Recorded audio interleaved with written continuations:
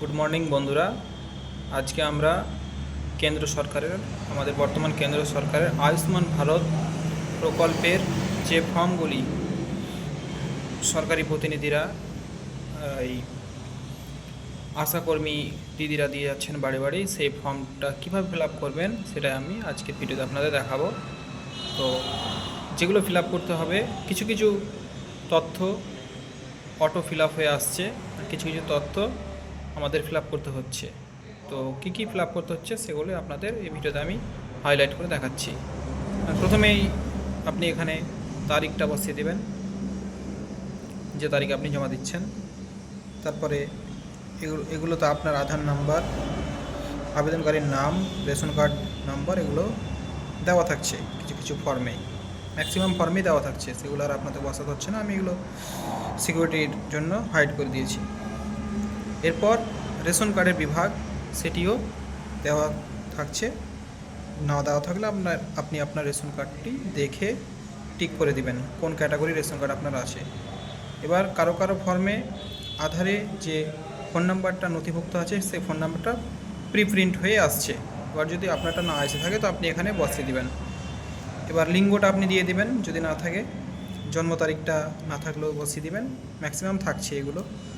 আর ঠিকানাটা অনেকের পূর্ণ হয়ে আসছে, কারো শুধু একটা গ্রামের নামটাই শুধু আসছে। যদি শুধু গ্রামের নাম থাকে এইটার মতো, তাহলে আপনি post office, police station, district, পিনকোডটা বসিয়ে দেবেন। কারো কারো পুরোটাই পূরণ হয়ে আসছে, সেক্ষেত্রে আপনাকে আর বসাতে হচ্ছে না। এবার জেলাটা আপনি করে দিলেন, যদি না থাকে তো আপনি লিখে দেবেন, থাকলে তো কোনো ব্যাপারই নেই। তারপরে সেই একইভাবে ব্লক বা পৌরসভা, গ্রাম পঞ্চায়েতের নাম বা ওয়ার্ডের নাম এখানে দিয়ে দিবেন। পরিবার প্রধানের নামটা এখানে আসছে, না থাকলে আপনি দিয়ে দেবেন, ম্যাক্সিমাম আসছেই। এবার পরিবারে কজন সদস্য সেটা আপনি ফিল আপ করে এখানে লিখে দিবেন। 3 জন হলে 3 জন, 5 জন হলে 5 জন, যতজন হবে এখানে বসিয়ে দেবেন আপনি। এবার প্যান কার্ড নাম্বারটা আপনি এখানে লিখে দিবেন, আপনার প্যান কার্ডের উপরেই নাম্বারটা রয়েছে। এবার আসছে এপিক নম্বর, ভোটার কার্ড থেকে এপিক নম্বরটা এখানে লিখে দিবেন।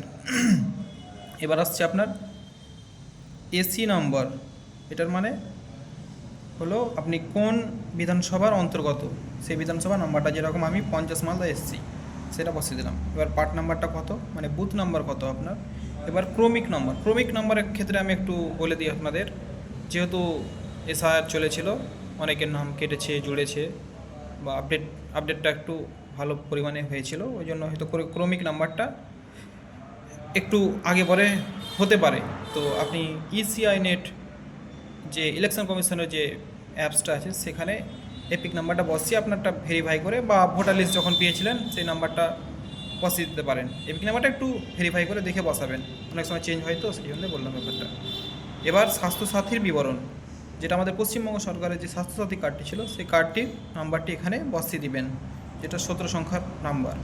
এবার বাকি নিচে আপনাকে কিছু লিখতে হবে না, এটা ওনারা রিসিপ্ট কেটে আপনাকে দেবেন। তারপর চলে আসলো দ্বিতীয় পাতার কিছু সেরকম নেই, শুধু 5টা 6টা পয়েন্ট আছে, সেগুলো হ্যাঁ বা নায়ে আপনি ঠিক করবেন।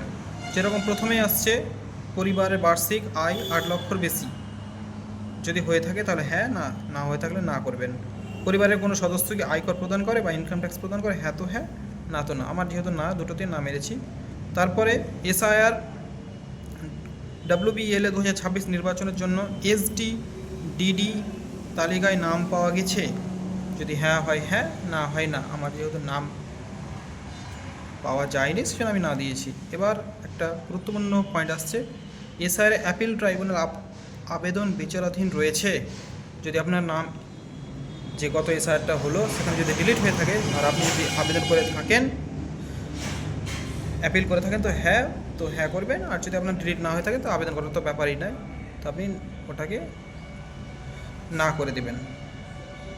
এবার আছে সিএ আবেদন মুলতবি রয়েছে কিনা। আপনি সিএ যদি আবেদন মুলতবি থাকে তো হ্যাঁ, না তো না। অন্নপূর্ণা যোজনা উপভোক্ত তালিকা থেকে নাম বাদ দেওয়া হয়েছে, হ্যাঁ অথবা নয় ঠিক করবেন। আপনি এগুলো নিচে পড়ে ঠিক করে দেবেন। ব্যক্তি জীবিত নন বা স্থানীয়ভাবে স্থানান্তরিত হয়েছে, হ্যাঁ বা হ্যাঁ, না তো না। এবার